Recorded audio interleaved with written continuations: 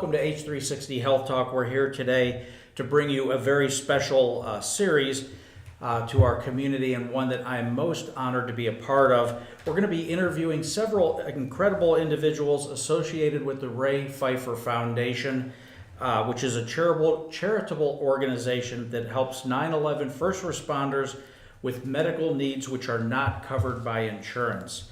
Joining me this afternoon is Robert Ostrofsky. He is the secretary of the Ray Pfeifer Foundation. Not only that, but he has served for 19 plus years on the fire department in New York City, with Ladder 35 for 11 years. He worked with Ray Pfeifer at Engine 40, Ladder 35. Well, thanks for joining me today. You're welcome. Thank you. So Robert, 9/11, what a day that was. I think everybody can remember where we were, whether you were sitting in front of the TV somewhere in another part of the country or the world, or you were in Manhattan during those events. I can clearly remember where I was, sitting across the Hudson watching the World Trade Centers, the two buildings come down. And you were there on duty, New York Fire Department? Right. So where I was that day is I actually worked the night tour, September 10th. And the night tour goes from 6 p.m. to 9 a.m. in the morning. So 9 a.m. on September 11th, technically I am off duty.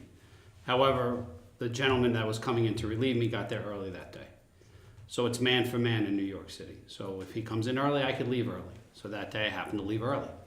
I left probably between 8 and 8:30 before the first tower was hit. So I was in my car actually on my way home at that point. Heard on the radio that a tower hit the Trade Center. Didn't think much of it because I was listening to a radio, music station. Just thought it was a small plane. Later to find out when I got home that it was actually, an airliner. Watched the second plane hit on TV. Picked up my kids at school. Said goodbye to my kids. Said goodbye to my wife. Got in the car and drove back to the firehouse. So at that time, I was not in the city at 40 and 35. I was not at that firehouse. I had just transferred out of that firehouse. I was at a firehouse in Queens, right outside the Midtown Tunnel. By the time I got back to that firehouse, they had left. I actually, my assignment that day, being only 3 years on the job, they rounded up some of us to go to the mechanic shops, which was 2 blocks away from the firehouse. Thinking that many fire trucks would be destroyed that day, they wanted us to put tools and get those trucks ready to go into service, the spare trucks that were sitting in the shops. So I did that for a bunch of hours, and just kind of went back to the firehouse and waited. I waited to see what the next assignment was. Some guys left the firehouse on their own and went. Being very new to the job, they didn't want us to go at the time, so I kind of held back. And that's pretty much the start of my day. So when you ultimately arrived down at the World Trade Center, what do you see happening? So I worked 24 hours that tour, and I went home the next morning, came back later that night, and we went down that night. So to me, it was almost an eerie feeling. It was almost like walking onto a movie set. That's how unrealistic it was. Walking in there, knowing that those 2 buildings, over 100 stories each, was just a pile of rubble on the ground. Not really being able to recognize anything that made sense. Knowing that there were a desk in every room in that building and a chair in every room in that building and maybe a computer screen in every room in that building, not one thing was there noticeable. As far as initially being down there, as far as human remains or anything, that wasn't an initial, interaction I had. That came later in the recovery effort. So that was my first thought. And actually, thinking to myself, there's no way anybody survived any of this. It was unfortunate. So with the communication networks down, cell service was down. Right. Total chaos. Were people, rescue workers, fire department, first responders, NYPD, was there a central area where the organization was taking place? They tried, it's kind of vague in my head, but I remember them trying initially to, communicate. They had, the first day they had a thing that's called a total recall. When I got home, actually, when I was watching that plane hit, across the bottom of the screen was a total recall of all New York City police officers and New York City firefighters to come back to work. Whether you're on vacation, you're off, whatever it is, a total recall. And that kind of worked to a good degree. Everybody showed up. Then after that fact of actually coordinating, getting guys down there in an orderly fashion at the beginning, that didn't work so well. Guys went down on their own. I think they were trying to form some staging areas, maybe at the time, the Shea Stadium parking lot. I don't know how well that worked. They wanted people to report back to the closest firehouse, not necessarily their firehouse. I don't know how well that worked.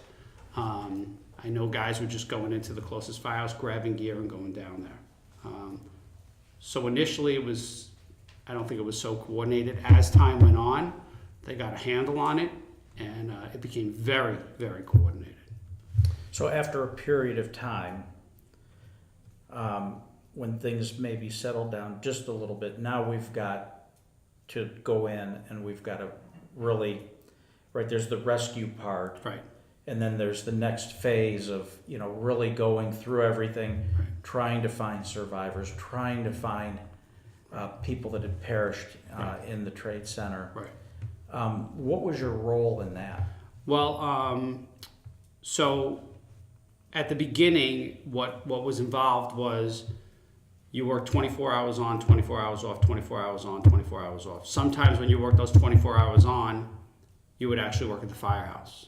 Sometimes when you work those 24 hours on, there were enough guys at the firehouse, or it was your turn to go down there. So I remember initially it was searching, getting into small spots, and then as time went on, the digging began, and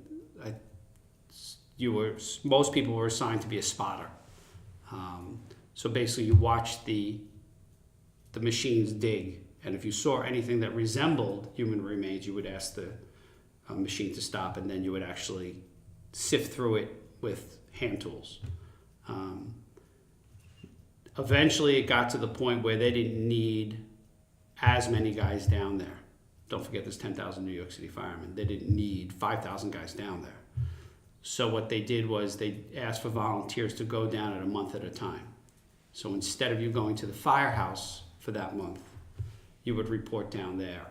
And I believe that schedule might have been 24 hours on and then 2 or 3 days off and 24 hours on. And that job entailed just strictly being a spotter. So I did not take one of those details. So after the first couple of months, me being down there was very sparse. I know several guys who went down there for a month. I know several guys who took that detail 2 times. One of the board members that we have, Joe Tisby, he went down there for 2 months at a clip, I think. So, I mean, those guys basically, and as time went on, those spotters got busier and busier, meaning that they were finding more and more remains. Mm-hmm. When I mean remains, I hate to be graphic, but nothing that you would ever think in your mind as recognizable remains.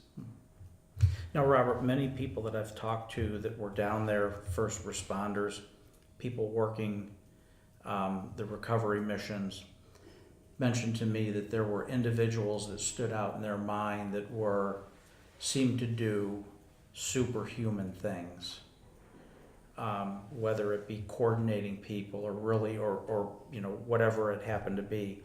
Were there people that you ran into, that you met, that maybe either worked in your company or others that you ran into while you were down there that really stand out in your mind? and like I said, I was only down there for, the first couple of months, and it was all very overwhelming. So nobody at that point really stuck out of my mind. But now let's go forward into 2002 now, where I got a call from Debbie Morello. Debbie Morello is the wife of Vinnie Morello. Vinnie Morello was killed on 9/11. He was working ladder 35 in my company. And Debbie asked me if I could take her down there. She was never down there up until that point. So she was ready to go down. And I said, okay, I'll take you down. And that was probably one of the hardest things I had to do, is besides, the digging was, very traumatic, but it wasn't a personal connection, so close a connection. I knew Vinny well. I connected with him, even though we didn't work together for a short amount of time. And I took Debbie down there. And when I went down there was a gentleman down there, and I wish I could remember his name, but he was down there for a while.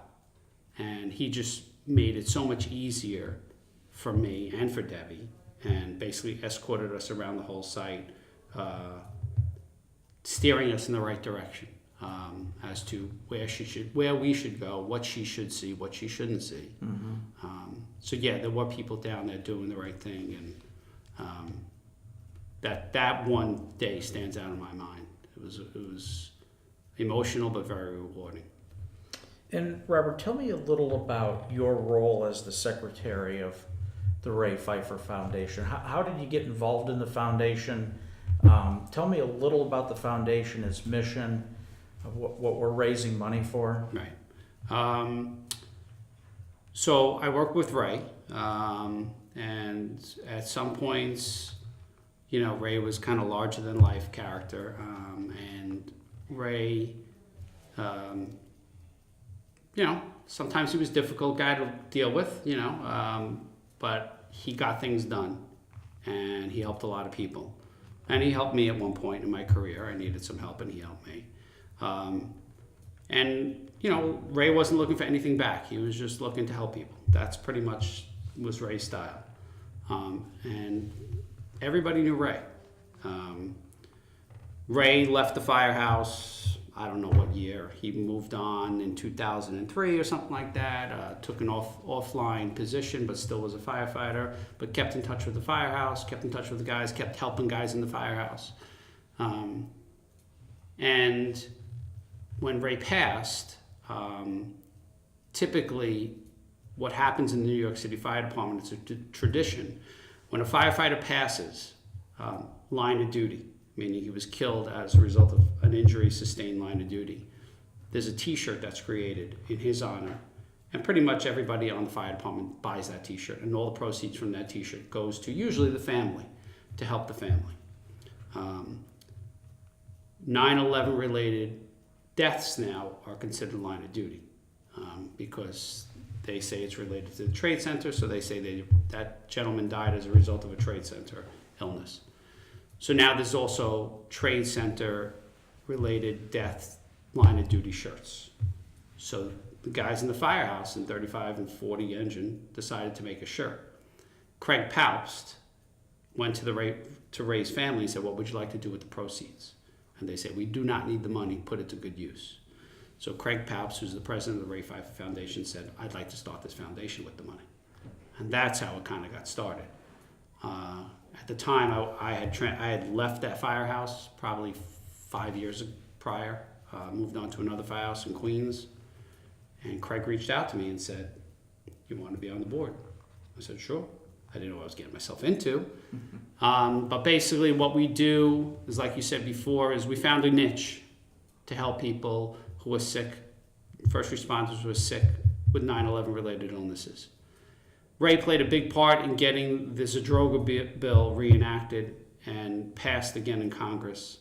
However, that Zadroga bill is not the answer to everybody's needs. There are guys that are sick, and that Zadroga bill helps a lot of people, but it doesn't cover everything. So what wouldn't it cover? Okay. So some of the things that it wouldn't cover would be We just had a guy that came to us and he needed Ensure, the drink, Right. the nutrition drink. That's something that it would not cover.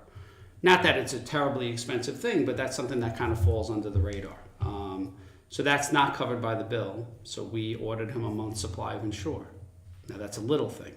We have big things like a Hoyer lift to get somebody out of a bed and into a wheelchair. That's a very pricey item. That's not covered. We had a request for that. We bought somebody something like that. We bought somebody a motorized scooter. We buy things, there's things that are covered, but not necessarily reimburses the company for exactly what it costs. So lymphedema pressure garments for people battling lymphedema. The Zadroga bill covers that, but the reimbursement dollar amount paid to the company that manufactures these things is minimal. So some of these companies are not accepting that insurance. The Ray Pfeifer Foundation will step in and we will pay, not the full amount because they're kind of giving us a little bit of a break, but we're paying what it costs and getting these guys the things that they need. So it runs the gamut. It runs from the littlest thing. We just had a request today for Depends. Guys are battling prostate cancer. Depends is a lot of money. We're going to buy these guys a month worth of Depends. Home health aid. They'll give you 12 hours a week for an aide to come in and help you. The Ray Pfeifer Foundation will give you 4 hours a day, 7 days a week for a month at a clip. And we'll pay for that. So there's, the things that we're doing, every day it's learning for us, but guys are coming out of the woodworks and we're doing more and more every single day. So when the fund was first set up, right, there was money set aside specifically earmarked for first responders and others that would come down with an illness based on the World Trade Center. Right. And you said Ray helped extend that? Right. So the government, what happened initially is the government passed a bill that says if you are certified as a first responder and you have an illness related to 9/11, that will cover the cost for that. This is how it was explained to me. The Zadroga bill mirrors Medicare. Okay. To qualify for the Zadroga bill, you had to be a certified first responder down at the Trade Center. So basically it's Medicare. You're not of age for Medicare yet. You don't qualify for Medicare yet. What qualifies you is that you were a first responder on 9/11. Yeah. Okay. So you think of it as Medicare for first responders. And like Medicare Everything's not covered. Exactly. Yeah. And that's where the Ray Pfeifer Foundation steps in. Yeah. And so that funding, that bill goes to what year? 2090. 2090. Right. So it's around for a long time. So from 2001, now we're fast forward 17 years. Right. What are you beginning to see? Because I'm understanding that there are so many people that were affected that now cancer is appearing or other things are appearing that the medical community hasn't seen before. Right. They don't know how to really diagnose it, let alone treat it. Right. And so the fact that medicine hasn't kept up with this situation, fast forward 17 years, what is it you're seeing? So, I'm kind of new to the whole game because like others, everyone says never forget. And, I thought I never forgot. And, I think because I'm in it every day, I'm a New York City fireman. But unfortunately on the health end of it, I was just going to work and, I heard about a funeral once in a while and, if I was available, I would go to the guy's funeral, but I really didn't know exactly what was going on behind the scenes. What's going on, and, I think it's exploding now as far as, and I could just speak from the firefighter point of view, as far as the New York City Fire Department goes. I know I'm not a great numbers guy, and I'm not going to give you numbers, but I know there's a lot of guys, and I don't mean hundreds of guys. It might be more than hundreds of guys that are sick right now with some kind of 9/11 related illness. So I happened to, when I came to this interview, I got in the mail the other day our union book that the fire department union sends out, and I was just flipping through it, and in March we had 6 9/11 related deaths. So it was 6 guys that were either active or retired that died from a 9/11 related disease. Just in March, 6 alone. It's probably on an average of 1 a week now. That's what's going on. Just in the New York City Fire Department. Some months it's more, some months it's less, but it's getting kind of crazy. Just one quick story. We had a guy that ran the New York City Marathon this past November, an active New York City fireman. He passed away in February. He ran the New York City Marathon in November. He was dead in a matter of 3 months, less than 3 months. So it's hitting us hard, and it's hitting us really fast. Yeah. Yeah. So Ray's family says, we're going to take the money from the shirts. We're going to set up a foundation. Our mission is going to be to help subsidize the medical costs that aren't picked up by this fund that's set up. Right.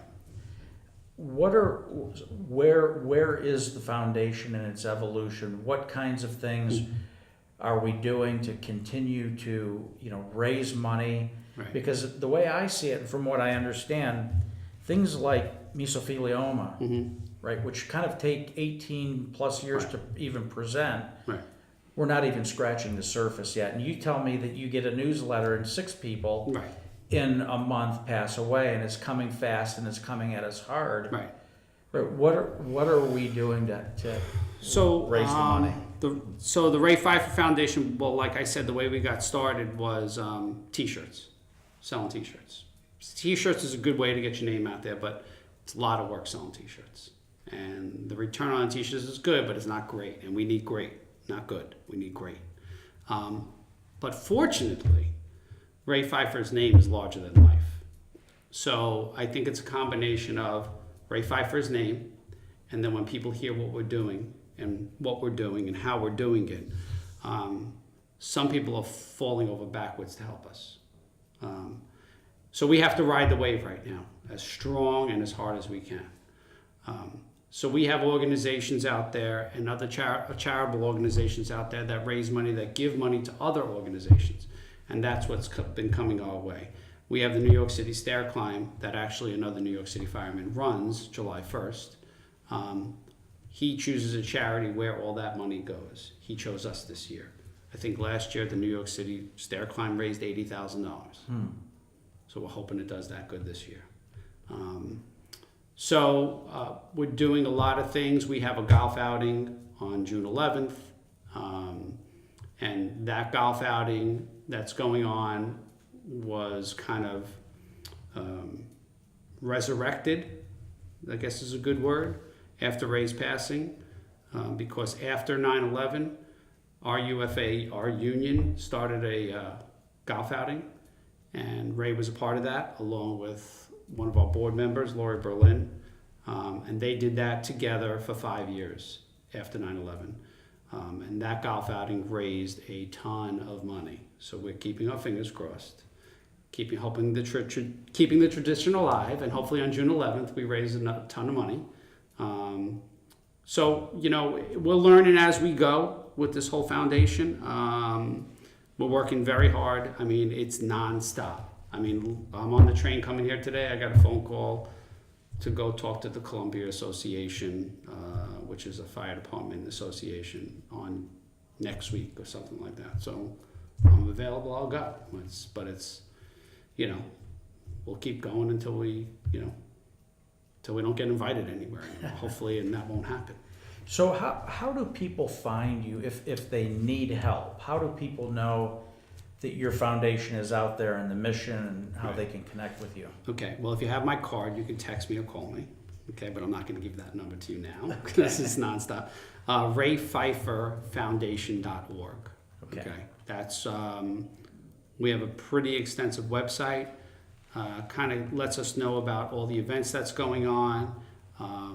There's an extensive link on there to the golf outing, and you can support that golf outing in many, many ways. You can come golf. You could donate. You could sponsor a hole. I mean, you just come for dinner if you want. But anything you do, a portion of that money goes actually to the Ray Pfeifer Foundation. Just one thing I want to make very clear. There are 9 members of this foundation, the board.